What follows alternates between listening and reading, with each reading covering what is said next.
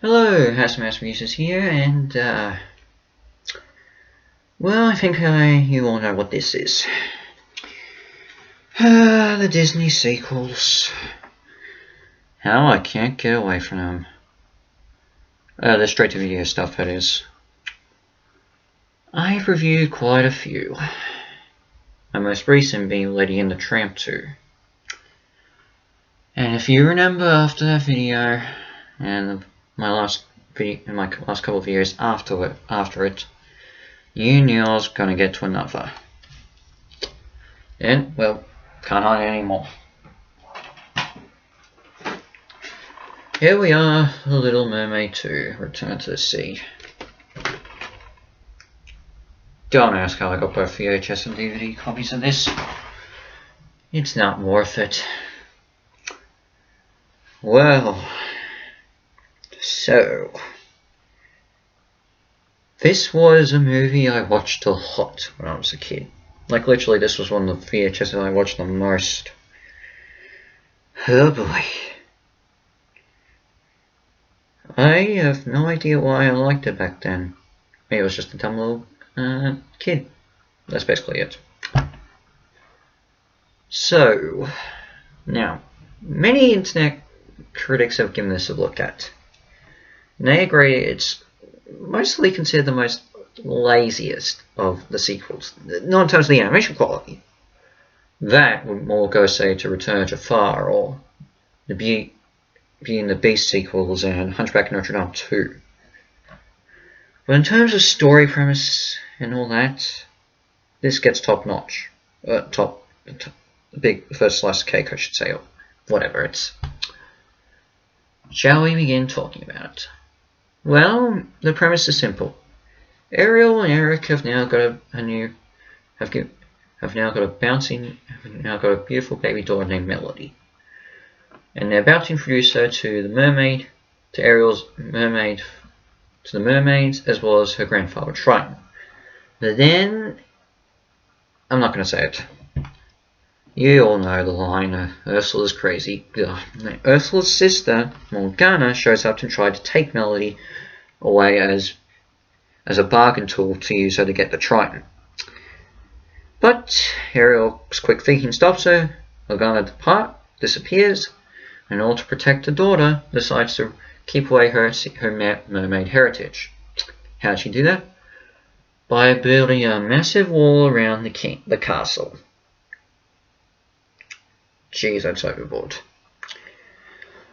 Triton asks Sebastian to watch over her, even though, really, you don't have to.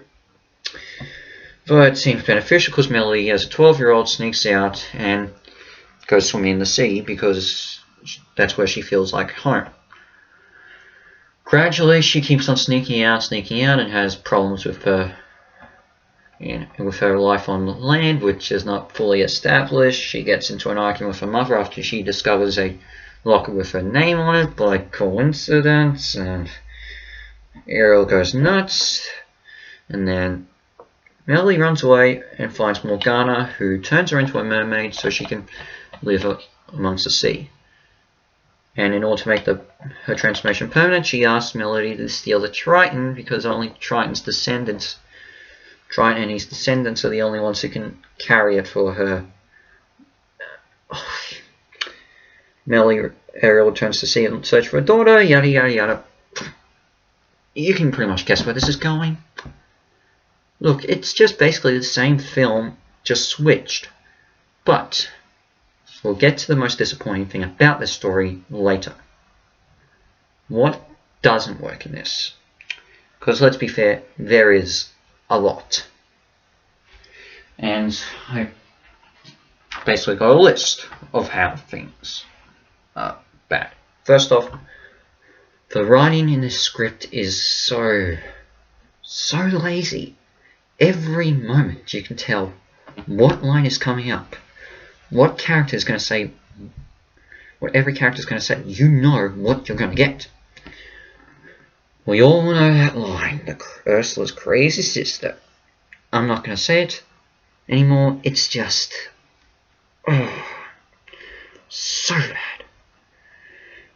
story rehashes so many elements from the first movie, which did it much better. Oh my gosh. You can just copy and paste. In fact, certain shots are copy and paste. Like, there's a scene that in one of the songs, they copy a scene from Part of Your World. Just replace Ariel with Melody. Original, hey?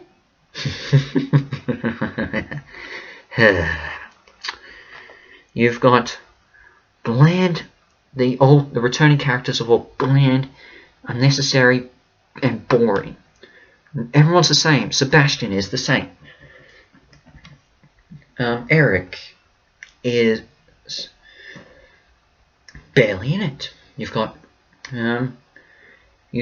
Flounder, who really only shows up a bit in the opening, then becomes an adult when we next see him 12 years later, and then, oh boy, not much. The Scuttle, the seagull, he just really only gets a few lines. That's it. Triton, on the other hand, is a little better than he is in the first film. He only has one major outburst, other than he scenes with Morgana. So they improved him, but Ariel, oh boy. One of the most common things in a Disney sequel, which I addressed in Lady and Tramp 2, was that a lot of the stories would focus on the main character of the first film having a child, and the child acts like them when they were younger, and they don't want them to act that way. Now, but Ariel is the worst in this. Not only is her reasoning so stupid, like building the wall, and she just basically, and she acknowledges later that she shouldn't have kept the secrets, but by then the damage is done and Melody gives Morgana what she wants. But it's so dumb. She is not even great, and Eric doesn't even do anything with his daughter outside of saying that he loves her at the end. That's really it. After Melody has a fight with Ariel, she just runs past Eric, and he doesn't even do anything to stop her. Yeah, I think what also doesn't help with this is, with say Lion King 2 and Lady and the Tramp 2 and 101 Dalmatians 2. I've already dealt with these things before. Okay, 101 Dalmatians 2 is basically its own thing, but what worked in those films is that the kids were established in the first film. Melody wasn't. She was written specifically for this. And nothing. Not good. It's bad. The songs, I don't remember them. Okay, I can remember a bit of the middle song, I think, that Melody sings, but that's about it. The animation is bland. Yeah, not really anything. And the new characters, they're not many. I mean, you get Melody and Morgana, but you also got Morgana's minions, two are rehashes of those. The two men are rehashes of the eels, Ursula's eels. Undertoad's her guppy shark companion is different and unique, but not really. You don't get much from him. And then you got Tip the Penguin and Scuttle the Tip and Penguin dash the walrus, who are basically Timon and Pumbaa underwater. Well, they're not funny, and their whole motivation is just nothing. What worked for Timon and Pumbaa is that we were established them. Okay, yeah, we only had one movie establishing them, but what helped is the fact that they show Simba age, so their friendship feels natural, and at the very least they do save Simba at the beginning and offer him salvation. These two just don't do anything. They're just afraid of sharks, just want to be heroes, and that's it. Really, you didn't need them.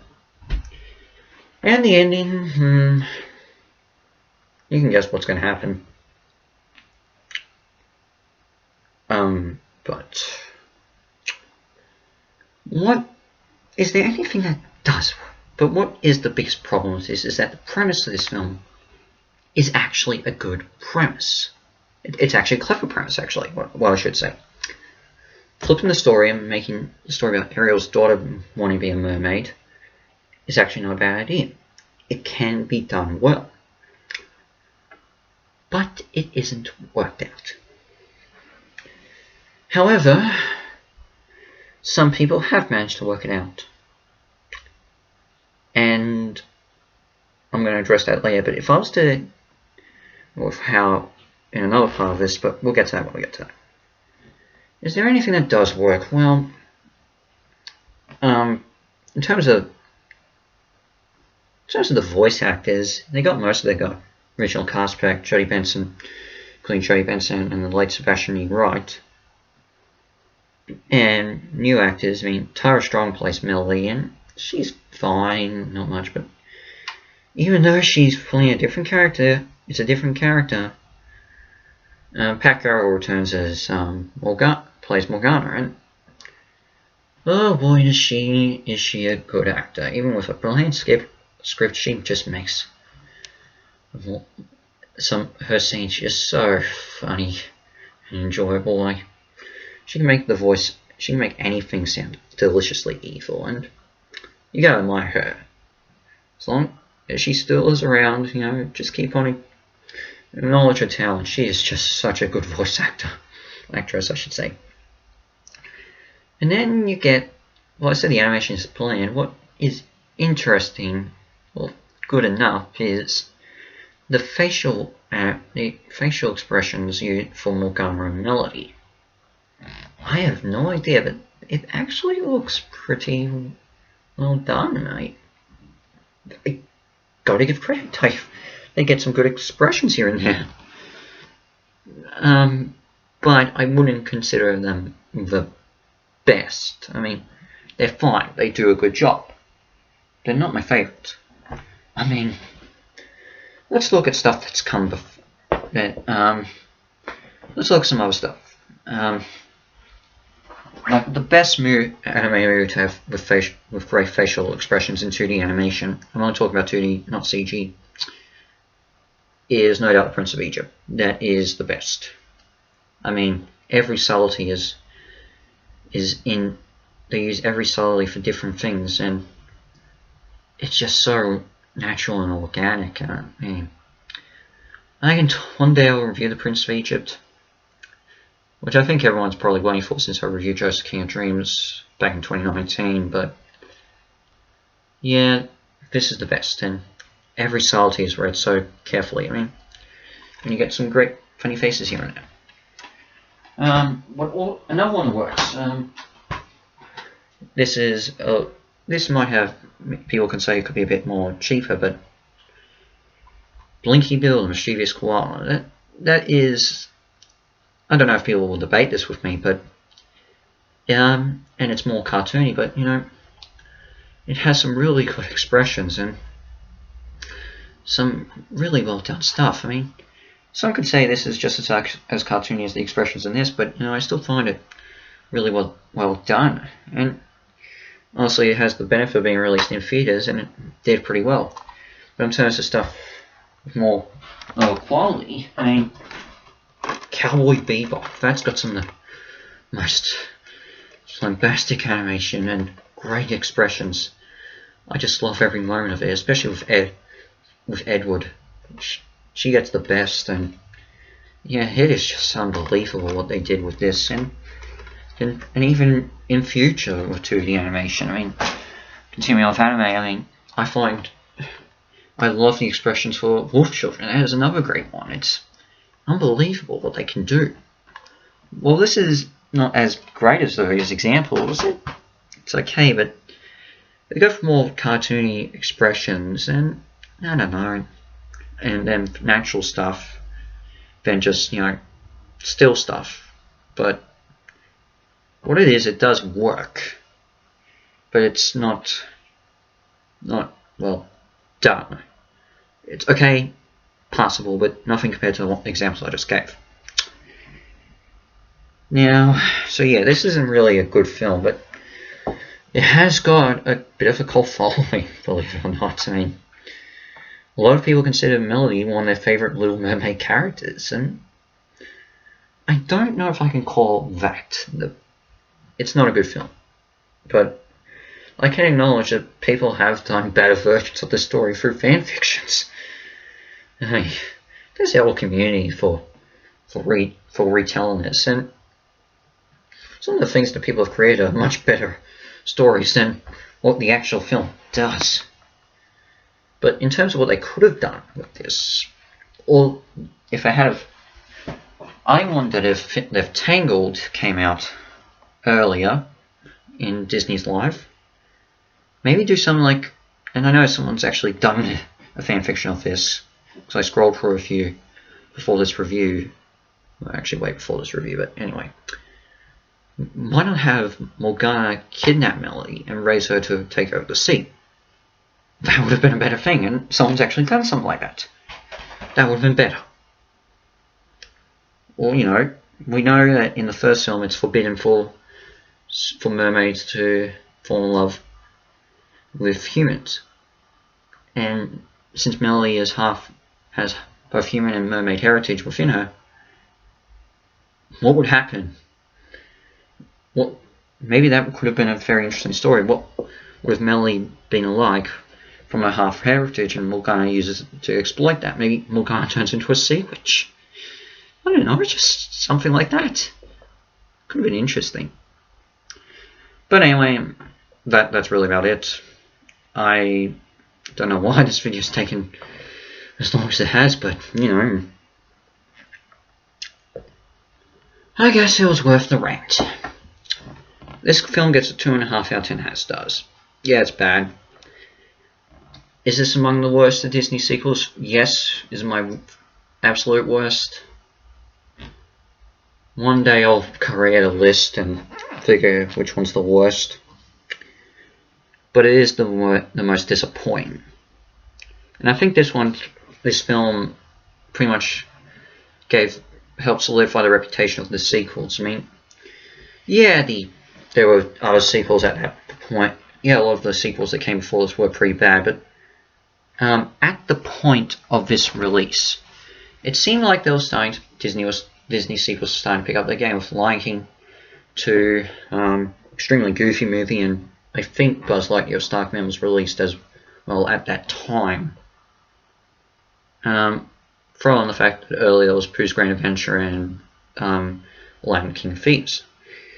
But I think this film pretty much solidified the reputation that the sequels get. So yeah, bad film, and pretty much is, I would say, the golden goose of the standards of the Disney sequels. So what's next? I've got an idea. I might have a few actually now I think about it.